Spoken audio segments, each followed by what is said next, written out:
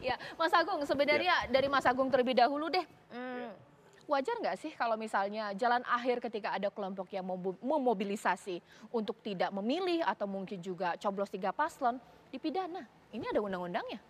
Iya bisa, cuman saya kira efektivitasnya kurang gitu ya. Kalau misalkan pendekatan koersif diutamakan. Jadi lebih baik kalau untuk pemilih-pemilih rasional ini pendekatannya lebih persuasif, partisipatif, supaya apa? Supaya muncul kesadaran dari mereka dan buat pemilih-pemilih rasional itu hal yang sebenarnya gampang distimulus. Tinggal apakah kita tadi kata Bang Ciko mau capek dikit kandidatnya, KPU-nya, Bawaslu-nya, masyarakat-masyarakat yang memang mau memilih untuk ngajak yang lain. Tapi yang jelas saya ingin mengelaborasi bahwa selain pemilih rasional yang kita elaborasi, ada pemilih yang juga terpapar sebagai irisan-irisan sosiologis. Ada juga pemilih yang memilih karena irisan psikologis. Sosiologis ini misalkan yang memang memilih karena agama, suku, ras, dan seterusnya. Nah ini bisa dilibatkan nih, misalkan ketua MUI Jakarta misalkan, atau ketua gereja Jakarta dan seterusnya. Supaya apa? Umat-umat yang terafiliasi dengan pemilih sosiologis tadi tergerak gitu. Nah yang psikologis ini apa? Yang psikologis ini yang memilih karena tampangnya, tutur katanya, dan seterusnya. Sehingga apa? Sehingga kalau semua dilakukan pendekatan ke pemilih rasional, pemilih sosiologis, pemilih psikologis, otomatis partisipasi itu bisa meningkat dengan sendirinya seperti itu. Kalau Mas Habib setuju nggak bahwa pidana menjadi jalan akhir? Ya, nah kalau dalam konteks ilmu perundang-undangan, pidana itu kan ultimum remedium, langkah terakhir. Ya. Sementara kita sekarang juga kan mengenal konsep restoratif justice, ya kan, yaitu bahwa ya pilihan yang paling akhir lah, ya kan, penindakan secara pidana tersebut. Kenapa? Ya kan kondisi kita ini kan penjara udah overcrowded, Pak. 300%. Masa mau tambah lagi gara-gara apa namanya golput begini kan? Nggak, masih banyak cara lain yang bisa kita lakukan ya untuk mendorong orang tidak melakukan hal tersebut. Ya. Ya itu tadi maksimalisasi kampanye oleh 3 paslon maupun oleh KPU. Oke, Bang Nelson. Ada satu hal kita sebut the hiding area ya, area tersembunyi lah. Dan ini mungkin bagi lembaga KPU, KPUD se-Indonesia ini merasa beruntung juga, pengganti sosialisasi. Di sisi lain supaya masyarakat itu sadar, oh kita mau campaign, oh kita mau pesta demokrasi, kita mau memilih orang mana the best diantara yang non the best. Oleh karena itu bisa jadi untung ruginya ya. Kalau penyelesaian akhir sebenarnya semua harus di pengadilan.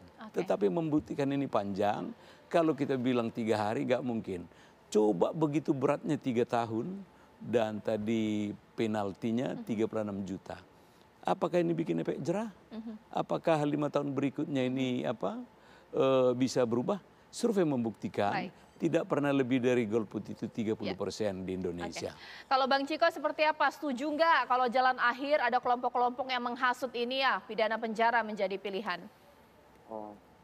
Ya kita harus menjauh lah dari opsi tersebut ya menurut saya ya. Pada prinsipnya gini, kalau kita pelajari salah satu alasan dari para inisiator yang menginginkan merusak kertas suara atau mencoblos ketiga-tiganya kan salah satu faktornya selain tadi yang visi misi dan gagasan calonnya yang gagal maju ini juga gagal untuk diperjuangkan. Yang pertama, tapi juga ada faktor terkait dengan ketidakadilan yang mereka rasakan. Entah itu benar atau tidak kan itu relatif tergantung kita melihatnya dari sisi mana.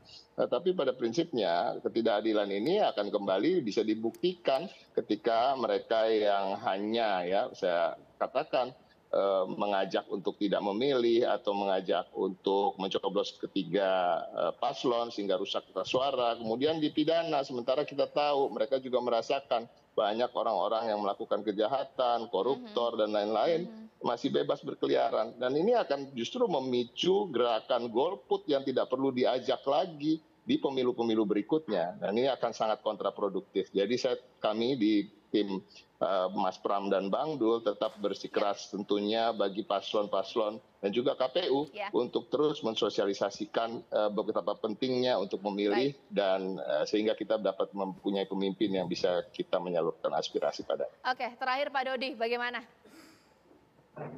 Ya, sebenarnya KPU ini kan sekali lagi adalah lembaga pelayanan ya, termasuk salah satunya adalah pelayanan terhadap pemilih. Jadi kami lebih mengutamakan untuk mendata pemilih, memberikan pendidikan pemilih, pendidikan partisipasi pemilih, kemudian memberikan fasilitasi kepada pasangan calon untuk kampanye secara edukatif, secara lebih kreatif. Itu yang pendekatan yang akan kami pilih ya. Jadi kami lebih kepada pelayan kepada pemilih. Kalau urusan-urusan pidana, urusan pelanggaran-pelanggaran itu biarlah menjadi urusan dari teman-teman Bawaslu ya dan aparat penegak hukum. Ya.